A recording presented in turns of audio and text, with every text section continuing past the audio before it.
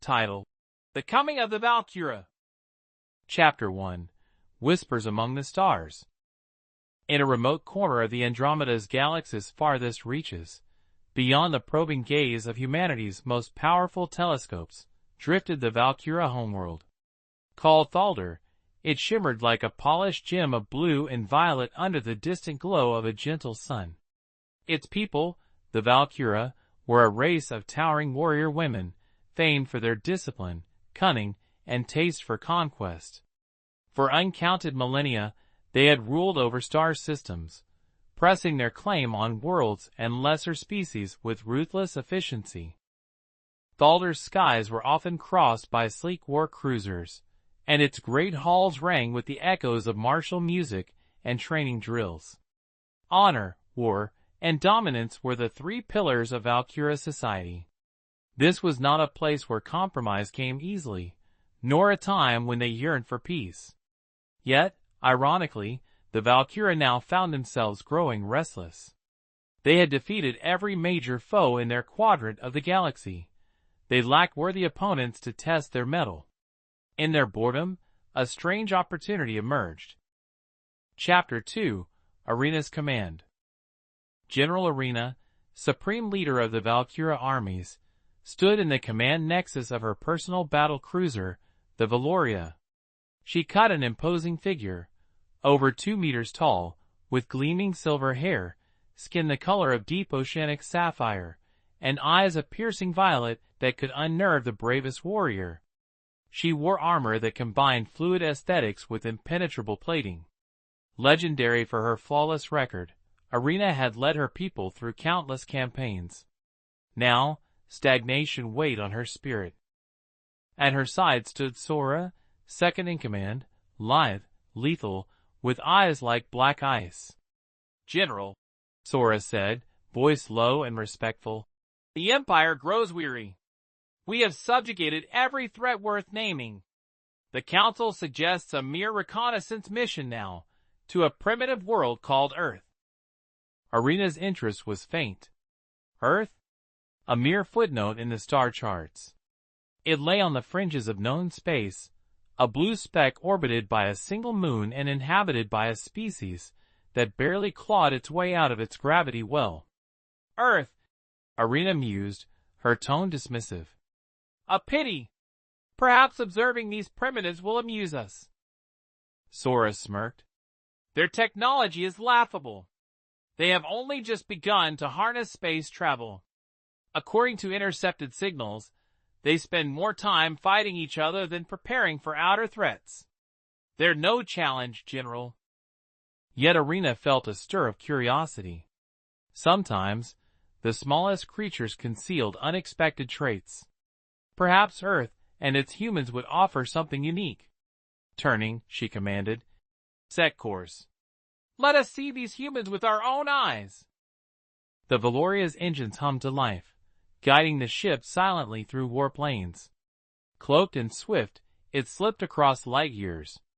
The Valcura crew readied themselves, expecting nothing more than a brief amusement, another show of force, another easy reminder of their own superiority. Chapter 3: Arrival at Earth. As the Valoria neared Earth, the holographic display on the bridge magnified the image of the planet. Oceans and continents swirled under banks of white cloud. Arena's violet eyes narrowed. The place was lush with life. Her warriors chuckled at the insignificance. After all, their empire had tamed harsher environments and mightier foes. The humans, from what they understood, were frail bipeds with limited lifespans, a chaotic civilization struggling under its own internal divisions. "Open the cloaking field," Arena said, curious to see how the humans would react to their presence. Engines at low hum, the Valoria emerged from invisibility and plunged into Earth's atmosphere. Alarms would be sounding in human military bases now. She found the thought amusing. Down below, a grand metropolis, New York, the databases said, spread out like a geometric tapestry of glass and steel. The Valoria descended until it hovered above the city's largest buildings. Its vast metallic underbelly cast a deep shadow, dimming the bright afternoon. Traffic halted. Millions looked up at the impossible sight. Panic, curiosity, terror, all these emotions blended in a human chorus. Sora leaned closer to the viewing console. "They scatter like insects." She admired the fear. "We could destroy them in seconds, General." But Arena raised a hand. "Not yet. Let them see us." She wanted to step onto Earth's surface, to feel the gravity and taste the air of this fragile world. Chapter 4. The First Steps onto Earth. The Valoria's landing bay opened, and a ramp extended gracefully. Arena led a contingent of elite Valcura warriors downward. She moved with stately pride, her armor reflecting sunlight in dazzling arcs. Her escort, equally towering and magnificent, formed a phalanx behind her. No weapons were raised yet. They did not need to. Their presence alone was weapon enough. On the streets below, humans cowered behind cars, clustered in doorways. Some wept, others prayed. Helicopters circled overhead, radio chatter frantic. A line of soldiers formed at some distance, their rifles useless against such advanced foes. Arena spoke, her voice amplified. "People of Earth, behold the Valcura. We come not to bargain, but to observe. Consider this a gift.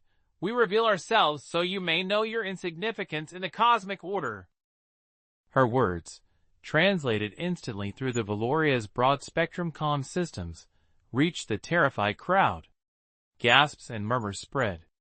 The humans had never encountered such a presence. To them, these alien warrior women looked like living goddesses from myth. Sora grinned, scanning the humans. She found it humorous how they trembled. "Look at them, General," she said softly. "They hardly know how to stand, let alone fight." Arena studied the crowd in silence. Her gaze drifted across pale, stunned faces, and suddenly she noticed someone who did not shrink away. In a clearing amid the throng stood a man, tall for a human, dark hair cut short, muscular frame under a simple jacket. He wasn't running or weeping. Instead, he watched them with a calm intensity. That intrigued her. Chapter 5. Meeting David Kane. "Interesting," Arena whispered. "There's one who does not cower." Sora followed her gaze. "Shall I remove him, General?" Arena shook her head. "No. Let's see what makes him special." Stepping forward, Arena motioned for the crowd to part. Humans recoiled as her imposing figure approached. But David Kane, as if guided by fate, stood his ground. He felt adrenaline surge within him. Soldiers around him yelled warnings, but he ignored them. If these aliens wanted to talk or fight, he'd face it head-on. "What is your name?" Arena's voice rang out, almost musical yet edged with steel. He lifted his chin. "David Kane," he answered, voice firm. His heart pounded, but he kept his expression steady.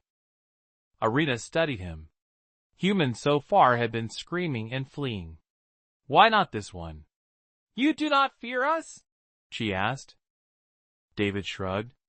"Fear is natural, but what good would it do me to run?" Sora hissed softly, displeased by his insolence. Arena, however, found a flicker of admiration dawning. "Your courage is unusual, but courage without strength is meaningless." The crowd, glued to the spectacle, listened in awe. News cameras captured every second. Humanity's collective hearts skipped a beat, seeing one of their own stand so calmly before giants. "You judge us as weak," David said, "but strength comes in many forms. Maybe you'll find we have some worth after all." This amused and intrigued Arena. "Worth?" She raised a pale eyebrow. "I expected nothing here but trifles. Perhaps we should test you." She glanced at Sora, who hovered near, restless. "This one thinks we should crush you to make a point." David's jaw tightened. "If that's your choice, do it.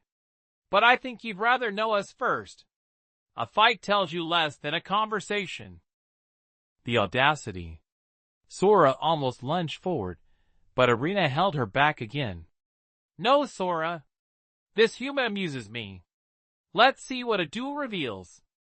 Before David could fully process her meaning, Arena declared, I challenge you to a test of skill. No armies, no war, just you and me. A hush fell. David weighed his odds, minuscule. Yet he felt the eyes of Earth upon him. Refusal would mean humiliation, acceptance, likely death. Still, better to face this threat with honor. I accept, he said simply. Chapter 6. The Duel in the City. At Arena's command, the Valcura warriors formed a wide circle, pushing the crowd back. Military and police lines held. Helicopters hovered, camera lenses zooming in. In the center, David and Arena faced each other. She drew a shimmering energy blade, crackling with contained power. Sure you want to do this? David asked, voice low. Arena gave him a wry smile. Your courage is commendable. Let's see if your skill matches it. With blinding speed, Arena attacked. David's reflexes, honed by years of special forces training, barely saved him. He dodged, the blade slicing through empty air. The crowd gasped. He countered with a swift strike of his elbow against her armor. A futile effort, but it proved he could keep pace. Arena acknowledged silently that he was no ordinary civilian. He moved with the confidence and grace of a trained warrior. Surprising. She intensified her strikes, each a blur of lethal energy. David ducked and weaved, using agility over raw force. Their duel became a ballet of near misses and close calls. Light flashed across chrome and glass skyscrapers. Humanity watched, breathless. After several exchanges, Arena paused. This human had avoided death longer than any foe at his technological level. Curiosity replaced amusement. She deactivated her blade. I will give you a fair chance, she announced. No weapons. Hand to hand. David nodded, relieved. The fight continued, both now in close combat stance. He sidestepped her monstrous strength, leveraging cunning and timing. He even managed a direct hit to her shoulder joint where armor segmented. She stumbled a half-step, unthinkable. The crowd erupted into cheers, astonished and delighted. Arena felt a rush of admiration. She had never expected this. Sora fumed at the sidelines, but the general ignored her. You adapt quickly, Arena said, circling her foe. Humans are more than I imagined. David, breathing hard, managed a grin. We learn fast. They clashed again. Minutes stretched into what felt like hours. Finally, David found a fleeting opportunity. His training took over. He swept at her legs, forcing her to shift her balance. She recovered, but not before his fist stopped inches from her face. He could have struck, yet he held back. This restraint spoke volumes. Arena stepped back, chest rising and falling. For the first time in centuries, someone had matched her skill, or at least earned her respect. You could have tried to kill me, she said, voice quiet. David lowered his guard. Maybe, but I'd rather prove my point than end a life. Silence gripped the streets. Then Arena smiled, an actual smile, not mockery. You've shown courage, skill, and restraint. I respect that. Perhaps your world is not so insignificant. Chapter 7. Seeds of Diplomacy. Sora approached, tension in her posture. General, this is madness. We should not. Arena cut her off with a raised hand. Enough, Sora. I have decided. Turning to the humans, Arena spoke. People of Earth, my initial assessment of your weakness was premature. You possess qualities I did not expect. Let it be known that the Valcura will not wage war on Earth today. Instead, we extend the possibility of mutual understanding." A ripple of relief and disbelief ran through the crowd. Soldiers lowered their weapons, if only slightly. Cameras recorded every detail, broadcasting the miracle, an alien empire acknowledging Earth's worth. An army officer stepped forward. "General Arena, on behalf of Earth's governments, we welcome the chance for diplomacy." His voice shook with emotion. "We never sought war." Arena inclined her head. "We shall see what your leaders and ours can arrange." David watched Arena, the warrior woman who could have crushed him effortlessly. She had chosen respect over conquest. He knew negotiations would be complex. Mistrust lingered in both camps. But a bridge had been built. He had played a part in shaping that outcome. Chapter 8: Aftermath on Earth. When the Valcura departed the city that day, no buildings lay destroyed, no corpses littered the streets. Instead, Earth had survived its first direct encounter with a vastly superior alien force. And not just survived, humanity had earned a measure of respect. Governments scrambled to respond. Emergency sessions of the United Nations convened. Scientists prepared to meet the Valcura representatives. The internet buzzed with theories and memes about the alien Amazons and the brave human who faced them down. David Kane found himself rushed away by military escorts, taken to brief the president and other world leaders. He recounted every word, every nuance of Arena's demeanor. "She's no mindless conqueror," he explained. "They're seeking stimulation, challenge, maybe even alliances. We must approach them carefully, show we can be more than prey." In hidden corners of political strategy rooms, debates raged. Some argued for building defenses at once, forging alliances with other alien-friendly species if any could be found. Others wanted to embrace the chance for advanced technology and interstellar trade. David's experience, however, carried weight. He had looked into Arena's eyes and seen something beyond brute force. He urged patience and sincerity. Chapter 9: Reflections on the Valoria. High above, aboard the Valoria, Arena and Sora reviewed the day's events. The council had received their reports, perplexed by this sudden turn. For the first time in memory, the Valcura had not simply claimed a world. They had encountered a species that, though primitive, showed heart. Arena argued that in a universe of conquered worlds, perhaps forging a new kind of relationship would benefit them. The council's reaction remained uncertain.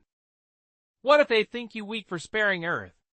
Sora asked quietly, pacing the command deck. "We have a reputation." Arena's voice was measured. "Then let them think what they will. The council is not on the battlefield. I am. My judgment stands." She paused, recalling how David had held back his strike. "Strength can be found in unexpected places, Sora. Today proved that." Her second-in-command studied her leader carefully. It was rare to see Arena so thoughtful. The Valcura might be tested by this decision, but Arena's word was law on the ship. They would stand by her. Chapter 10: Diplomatic Overtures. In the following days, Earth's governments established a secure communication line to Thalder. Preliminary messages were exchanged. The Valcura found human languages colorful, diverse. Humans scrambled to learn Valcura tongues, though translation text simplified matters. Both sides approached the table warily. David Kane, thrust into an unexpected ambassadorial role, consulted with linguistic experts and cultural anthropologists. "Emphasize respect," he advised the diplomats. "They value honor. Don't grovel, don't threaten. Show we can learn and adapt." The first official meeting took place via hologram. The Valoria's image projection hovered before a conference room of world representatives. Arena appeared regal and calm. The human delegation, though nervous, followed David's advice and spoke with steady confidence. Talks began hesitantly, but each side learned something. Humans discovered that the Valcura had once been more flexible, before constant victories made them arrogant. The Valcura discovered that humans had survived countless internal struggles, disasters, and limitations to reach this starfaring moment. Chapter 11. The Council's Response. Back on Thalder, the Council of Matriarchs debated Arena's choice. Some argued that Earth should be conquered swiftly to maintain precedent. Others, intrigued by Arena's account of a human who matched her in skill and wit, saw potential in forging a vassal-ally relationship. Ultimately, the Council deferred to Arena's wisdom. Her record was unimpeachable. If she deemed Earth worth cultivating, they would not override her. A message was sent to Arena. Proceed with diplomatic overtures. Maintain Valcura dignity. Explore potential alliances. Arena read this message with a hint of satisfaction. She knew better than to trust politics blindly, but this was a start. Chapter 12. Cultural Exchange. Weeks turned into months. Small delegations from each side visited neutral space stations to exchange knowledge.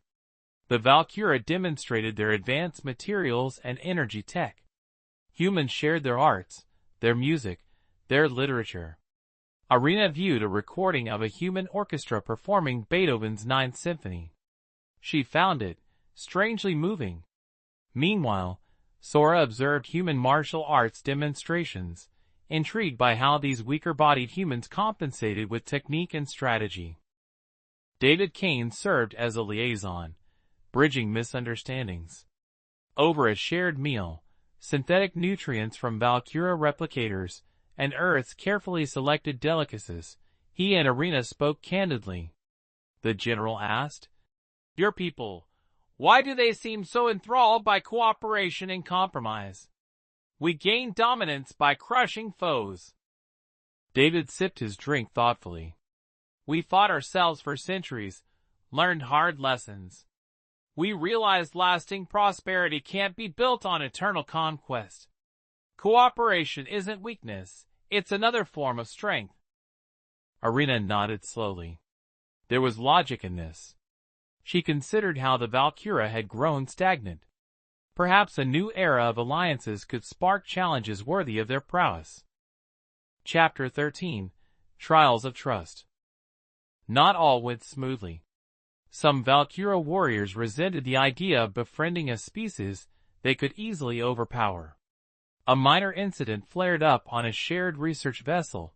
A Valcura soldier insulted a human technician, nearly leading to a brawl. Diplomats scrambled to soothe tensions. Arena dealt sternly with her soldier.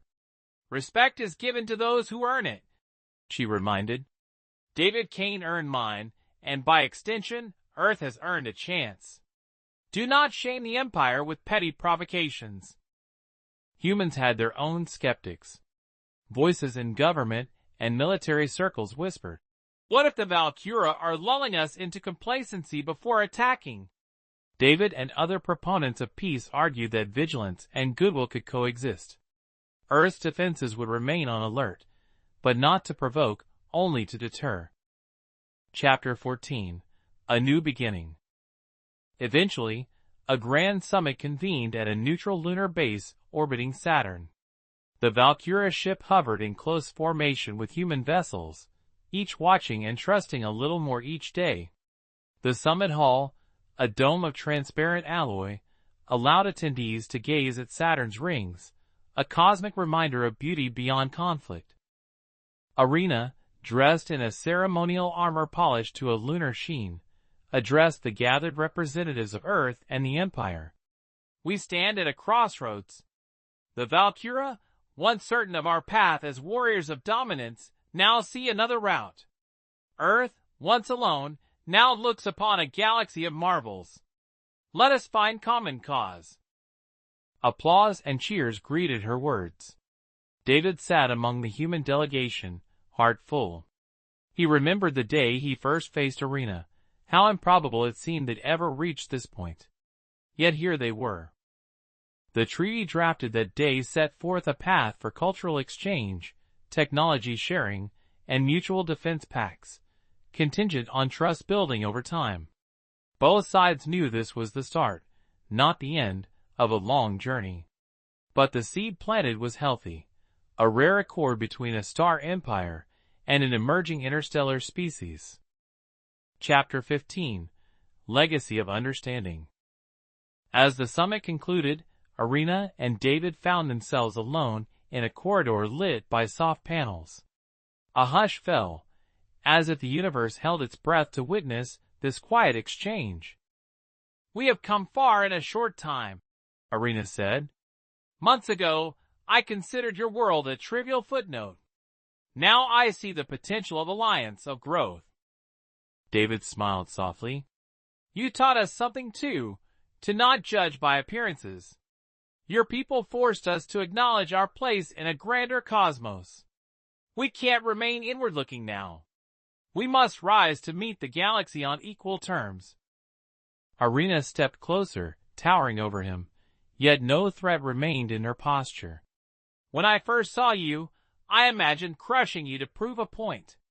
But your courage made me pause. I wonder how many more wonders we'll find if we keep an open mind." David chuckled.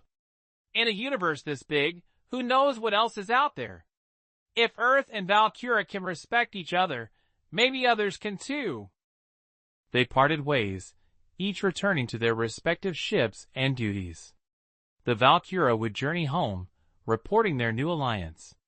Humanity would refine its diplomatic corps and prepare for interstellar challenges. Both knew the future held perils and disputes, but the foundation was laid. Epilogue: The Air Between Worlds. Back on Earth, people remembered the day the Valcura came and did not conquer. The news replayed the duel between Irina and David endlessly. Children looked to the stars differently now, imagining not just invasions but friendships among galaxies. In the halls of government, careful negotiations continued. Scientists eagerly awaited technology transfers. Artists dreamed of performing before alien audiences. Even militaries adjusted their doctrines to accommodate new allies rather than only fearsome adversaries. On Thalder, the Council of Matriarchs listened to Irina's voice with renewed respect. The Empire's greatest general saw something in humanity worth preserving. Who were they to doubt her? Orders were given to prepare a formal embassy to Earth, a gesture unimaginable before. Sora, once skeptical, now admired her leader's foresight. In quiet moments, Irina thought of David Kane and his calm defiance. She respected him not just as a curiosity, but as a symbol of what Earth could become, a valuable partner, a catalyst for change. And perhaps one day, after treaties were signed and trust solidified, they would share stories again under different stars. Thus ended the opening chapter in a new chapter of galactic history. The Valcura, who once lived for war and glory, now found themselves forging something unprecedented, a respectful bond with a species they could have swept aside. Humanity, dwarfed by cosmic powers, discovered that courage, cleverness, and principle could earn even the mightiest warrior's admiration. The universe, vast and ancient, had witnessed countless conquests and surrenders. But on that day when the Valcura and Earth's champion found common ground, it gained something rarer, a promise of understanding. And in that promise, both sides saw a future brighter than conquest or submission, a future defined by cooperation, learning, and the infinite possibilities of friendship among the stars.